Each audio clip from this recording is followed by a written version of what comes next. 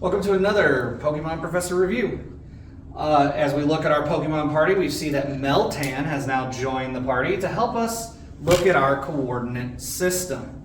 Now in our last video we looked at number lines, and we looked at one way to put number lines together to help us see different ways to solve equations.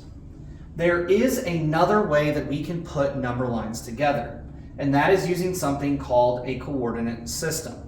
Now in this coordinate system, we are going to take two number lines and we are going to put them together, but there is a specific rule on how you put these number lines together. First, we typically have one number line, and we draw it first, and it represents our independent variable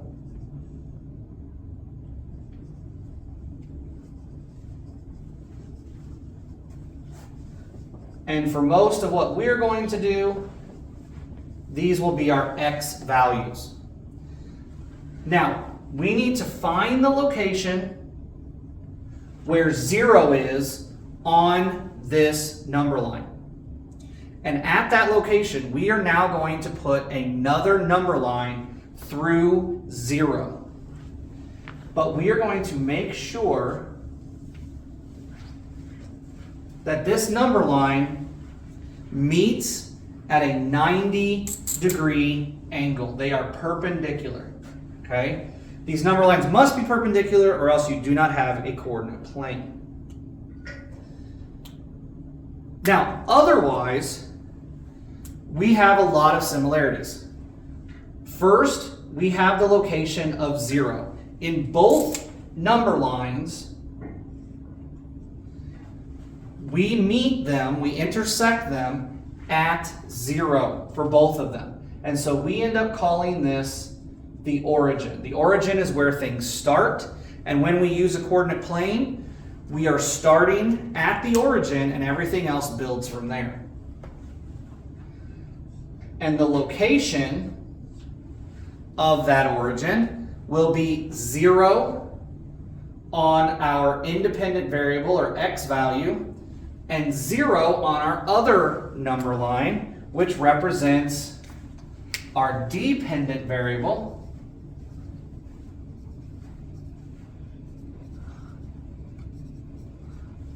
most often our y values. Now from here, on the right side of the origin, on our independent variable, our x number line, these tend to represent our positive numbers. So on the x, what we also will call sometimes the x-axis, on the x-axis to the right is considered the positive side. The left is considered the negative side. For our other axis, our perpendicular axis, or our y-axis, going up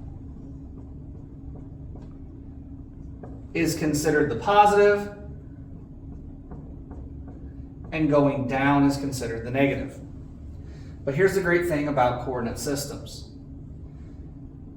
They are not stationary. They are not set in stone. They can be adjusted and rotated and flipped and moved around as long as these basic rules are maintained.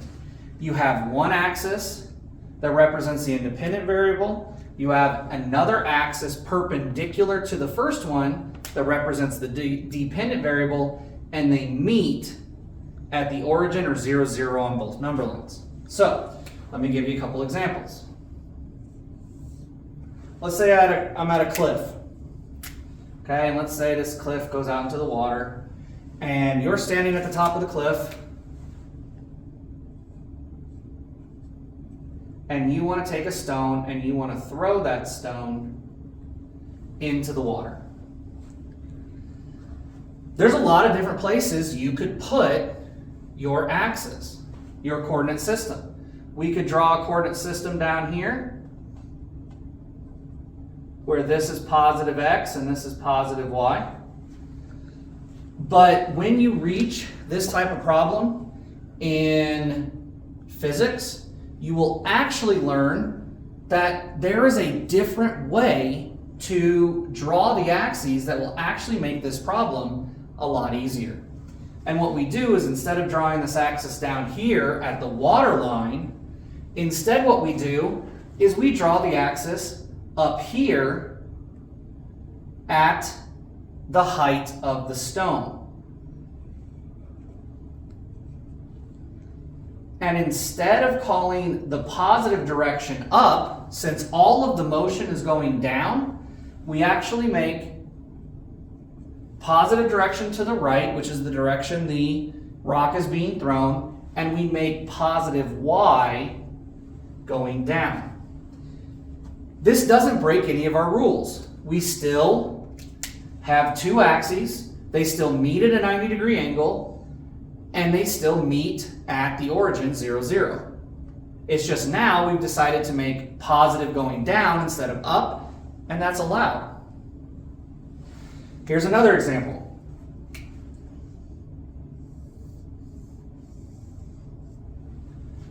This is something known as an inclined plane.